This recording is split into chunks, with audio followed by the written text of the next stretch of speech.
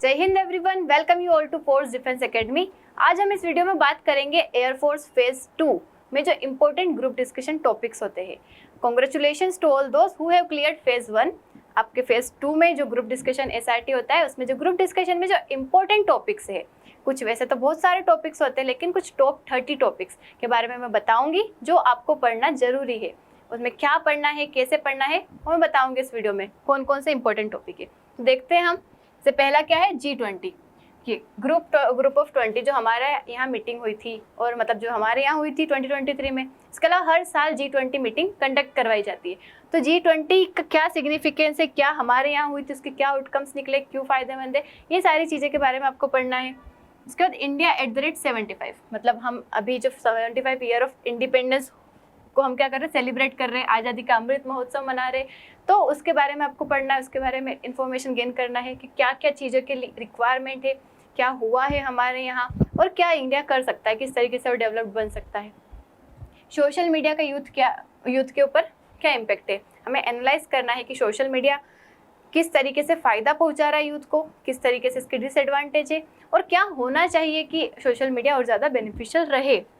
Women empowerment, हमें status देखना है वुमेन का और कि क्या अभी सोसाइटी में क्या स्टेटस है, पहले क्या था और क्या इनिशिएटिव्स लिए गए जिसकी वजह से स्टेटस इंप्रूव हुआ, नहीं हुआ, जो भी एफर्ट्स इससे रिलेटेड है उसके बारे में डिस्कस करना है। उसके बाद क्लाइमेट चेंज और इसका इम्पैक्ट ग्लोब पे। देखिए क्लाइमेट चेंज धीरे धीरे होता जा रहा है, मतलब टेम्परेचर हमेशा अगर आप देखेंगे तो इंक्रीज ही हो रहा है। तो क्लाइमेट चेंज के रीजंस क्या क्या है, क्यों होता है क्लाइमेट चेंज, इसके बाद इसको कम करने के लिए इंडिया ने क्या क्या इनिशिएटिव्स लिए, ग्लोबल लेवल पे क्या इनिशिएटिव्स लिए गए, कितना हमने मतलब कर पाए हैं क्लाइमेट चेंज को कंट्रोल में। ये सारी चीज़ों के बारे में हमें क्या करना है, डिस्कस करना और क्या नीड है और एक्शन लेने की। इंडिया के स्पेस प्रोग्राम, हमें देखना है कि इंडिया ने अभी तक क्या क्या अचीवमेंट किए हैं, तो इंडिया के स्पेस से रिलेटेड क्या क्या अचीवमेंट्स हुए हैं, क्या और रिक्वायरमेंट है, क्या गोल्स है इंडिया के, उस चीज़ों के बारे में डिस्कशन करना है। Then India's health care system, हमें देखना है कि हेल्थ केयर सिस्टम में क्या स्ट्रेंथ है, मतलब हमारा हेल्थ केयर सेक्टर कितना अच्छा है, कितना यहाँ पे वीकनेसेस क्या है इसकी, पब्लिक सेक्टर का क्या रोल है, प्राइवेट सेक्टर का क्या रोल है, कहाँ पे लोग ज़्यादा जाना प्रेफर करते हैं, इन सब चीज़ों के बारे में डिस्कशन करना है। And then impact of AI, as we know कि AI का जो यूज़ है, मतलब AI काफ़ी ज़्यादा इंक्रीज हो रहा है, हर फील्ड में AI का यूज़ हो रहा है, उसका क्या सिग्निफिकेंस है, क्या उसके चैलेंजेस है, इन सब चीज़ों के बारे में हमें डिस्कशन करना है।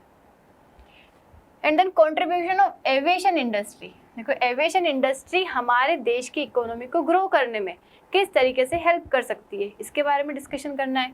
And then sustainable development goals, जो हमारे 17 सस्टेनेबल डेवलपमेंट गोल होते हैं यूनाइटेड नेशन के, उसके बारे में देखना है और इंडिया ने कितनी प्रोग्रेस करी है टूवर्ड्स SDGs, मतलब इंडिया की क्या प्रोग्रेस है, कितना अचीव कर पाया है, क्या किया है, हमें डिस्कशन करना है।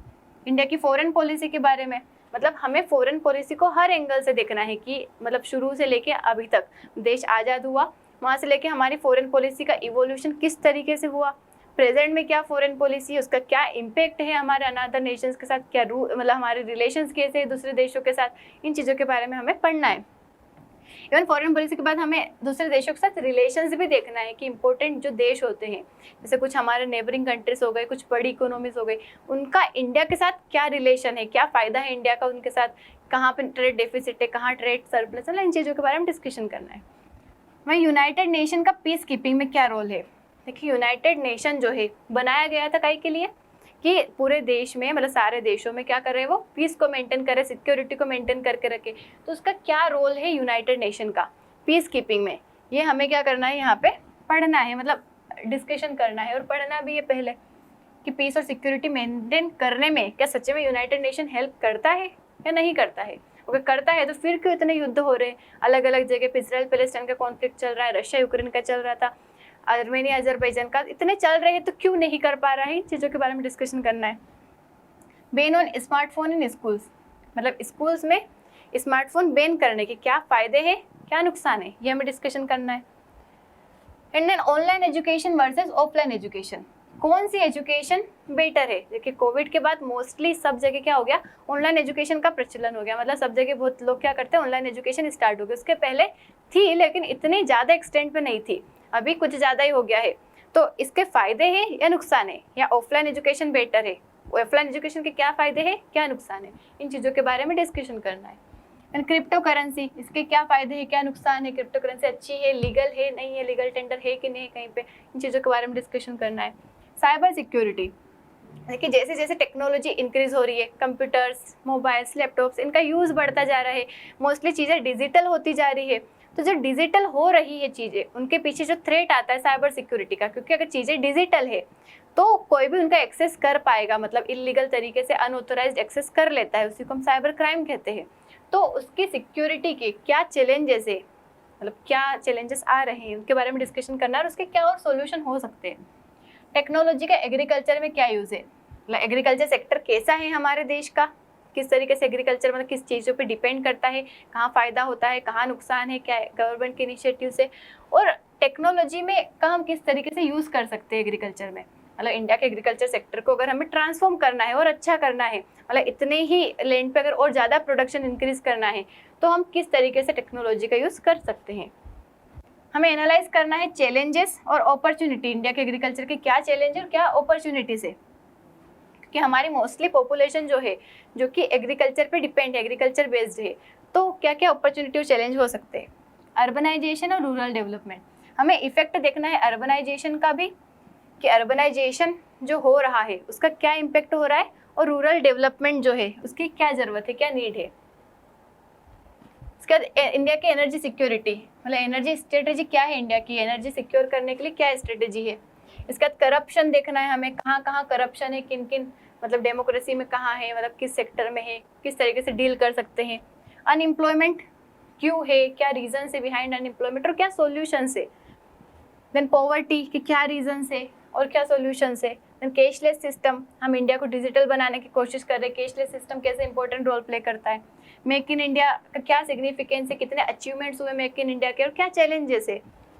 वन नेशन वन इलेक्शन जो स्कीम लॉन्च की गई, उसके क्या क्या फ़ायदे हो सकते हैं और क्या चैलेंजेस है, और कब से इम्प्लीमेंट होगा, क्या कितना हमारा देश ट्रांसफॉर्म हो सकता है उसकी वजह से। कास्ट बेस्ड रिजर्वेशन, रिजर्वेशन जो होता है वेदर इट इज़ गुड और नॉट, सही है कि नहीं, इसके ऊपर डिस्कशन करना है।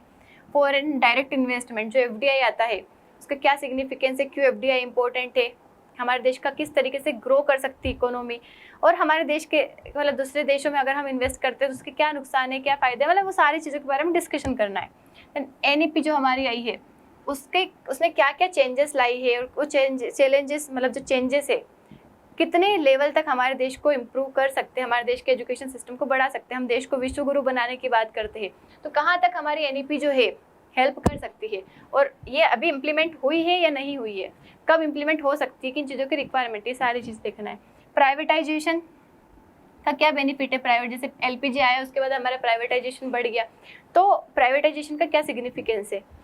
ब्रेन ड्रेन जो होता है, मतलब हमारे देश के एजुकेटेड यूथ यहाँ से बाहर जाते हैं, वहाँ पे जॉब करते हैं, तो क्यों जाते हैं, क्या रीज़न है बिहाइंड ब्रेन ड्रेन, और हम क्या सॉल्यूशंस प्रोवाइड करवा सकते हैं। इन सारी चीज़ों के बारे में हमें करना है डिस्कशन, ग्रुप डिस्कशन की। कुछ इंपॉर्टेंट टॉपिक्स है जो आपको पढ़ना बहुत बहुत ज़रूरी है for air force phase 2। I hope आपको वीडियो अच्छी लगी होगी। मिलते हैं नेक्स्ट वीडियो में। Thank you so much. जय हिंद।